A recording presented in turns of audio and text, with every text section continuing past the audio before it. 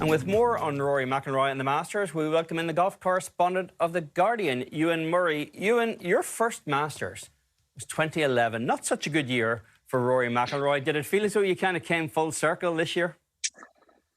Yeah, I've thought quite a few times between 2011 and this year whether I should have taken the hint and not come back. And also the first Open I covered was 2007, which was Rory's first.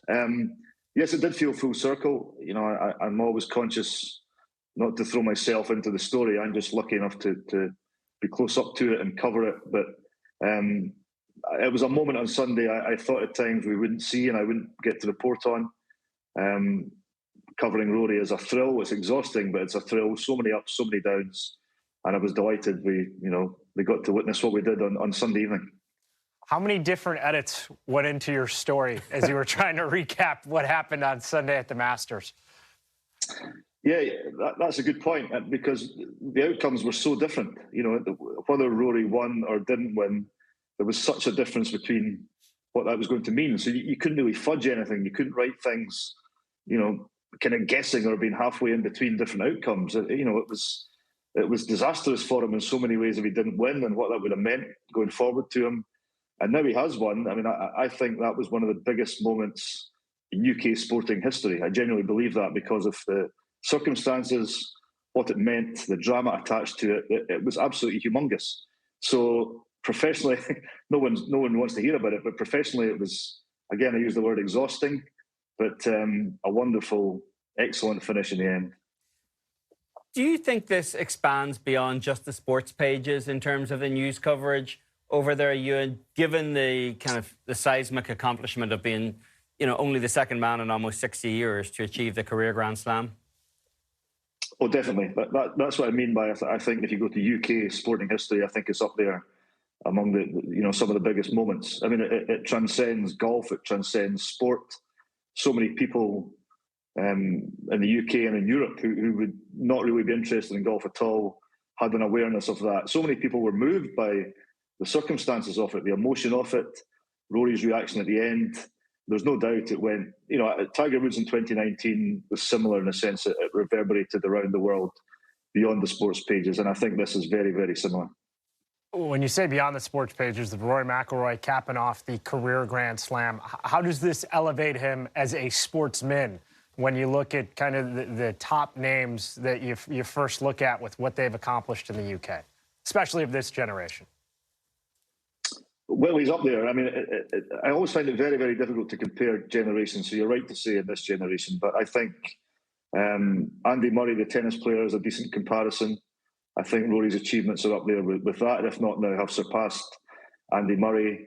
And again, I think so much of it is to do with the circumstance. It's a storied element. The fact he had waited so long to reach his holy grail, that resonated with people. It wasn't a superstar who came out, into the public domain and won again. Rory had to go through this journey, occasionally a torturous journey, to reach that Grand Slam. So, as far as I'm concerned, he's right up there. I think he's the best golfer Europe now has ever produced, because I think by winning the Grand Slam, you have passed every possible exam. And in his case, he passed the final exam with so much pressure, so much tension, the way he did it. As I say, that's why he's so amazing to cover. He's a remarkable individual to whom amazing things happen. His career is not a straight line. There are epic highs, there are occasionally very deep lows. And this was the highest of all highs, basically. You and Rory flew to London last night on a previously scheduled trip. Do you have any expectation that he's going to show up in Northern Ireland for a victory tour before he then flies back to compete at the Zurich with Shane Lowry next week? Well, the answer is I don't know, but I hope he does, because I think it would be great for Rory to see what this means and what he means to people in Northern Ireland. If you think back to Portrush in 2019, he was so emotional having missed the cut, because in that second round where he pushed so hard to make the cut, the swell of support and the scale of support really took him aback. And he spoke about that. He said, I didn't realise I meant so much to these people. And I think he didn't realise that these people meant so much to him. He's been away from home for a long time. So I hope he comes back. I hope he goes to Hollywood Golf Club with a green jacket and samples that. But I also understand why he may not. Rory will be very keen to spend time with the people closest to him, his mum and dad, his family. So many of his best friends have been his best friends since he was a kid. So I would also understand why he wants to keep this more low-key and in-house. I would completely get that. But I hope on a human level he gets a chance to sample what this means for his home country and the people in Northern Ireland. It'll be fascinating how he balances that, because when you have the green jacket, and having talked with guys who have won the green jacket before, everyone wants to see it. You have a traveling trophy for a year that everyone wants to try and be a part of and have this connection to. And for Rory, it's a celebration leading up to Portrush being back in Ireland, but he's also in the midst of playing some of the best golf of his career, golf that we haven't seen since 2014 and 2015. So there are two different aspects that he really has to balance as we're in the bulk of championship season right now. George, you're absolutely right. I mean, another major championship is a few weeks away. Portrush, which was going to be a big deal anyway, has just got even bigger. As a, you know, I think there'll be 200 and something thousand people there. The Army could double that if they could to get more people in. It's going to be an absolutely huge major. And also, you know, we spoke a lot about why Rory will be freed up and unburdened, and I think undoubtedly he will be, because he has reached that holy grail. But at some point, he will also have to refocus, because the target of the Masters was there for so long. It was on his shoulders for so long. Now that that's done, now that that's gone, you know, he's only 35 years old. He's in the peak of his career. At some point, he will have to say, right, new targets, new goals. And I've no doubt he will do that. And then it becomes a really fascinating and I think exciting period in terms of how he attacks the majors coming up. If Rory was the happiest European in Augusta on Sunday night, Ewan, it's fair to say that Luke Donald's probably the second happiest, given what he's seeing out of his prospective team so far this year? You weren't the second happiest, David. You looked it. He hides it well. Only partially. Yeah, that's one of many subplots. The Americans have been dominating the major championship scene. Rory always seems the most likely to change that for Europe, but that was really timely for Luke Donald and the European team. I mean, I'm quite confident about Europe's chances this year anyway, and I think that largely because I see a bit of uncertainty in the American Ryder Cup setup, and I think Luke Donald's attention to detail, and I think European influence in the crowd at New York are all factors where I've always been quite confident this was Europe's big chance to win away from home. But Rory doing what he's done, and listen, generally playing so well, people forget that's his third win already of this year, two of them huge events. You know, it can only help. It can only bring confidence, and Luke will be absolutely delighted. There's no doubt about that.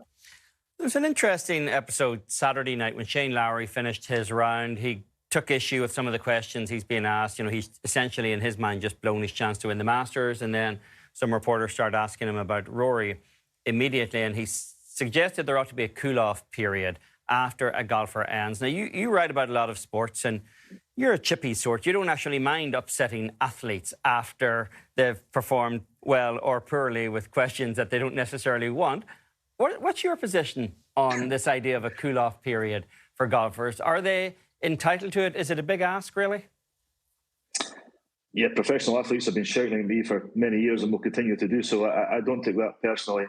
I don't like to sit on the fence, but I will do here. I see Shane's point in respect that he's come off the golf course, he's blowing a bit hot.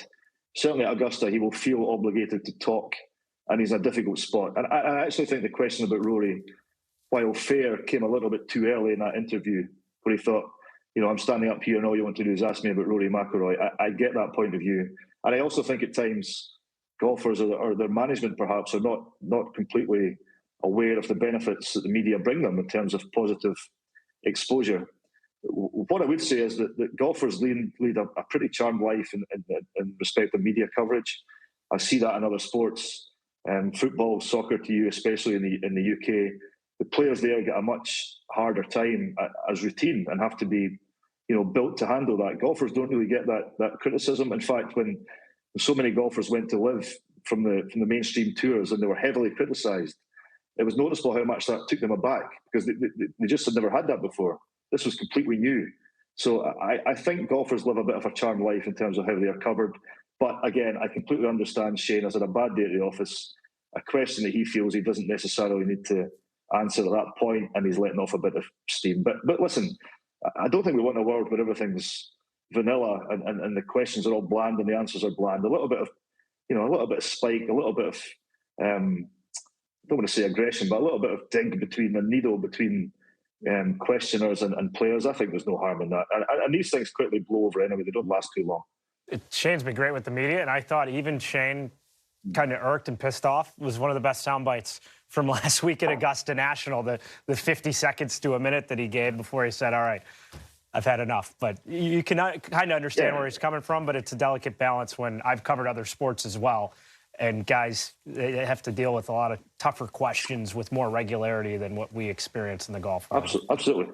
The other thing, George, is a practical one. So if golf writers, for example, from Europe are in the US covering a tournament, well, they don't want Shane Lowry or any other golfer to have an hour and a half, 2 hours to cool off and come back and speak, because practically for deadlines, etc., in a different time zone, that's difficult. So from a journalist's point of view, the cooling off that Shane suggested, probably not the best idea.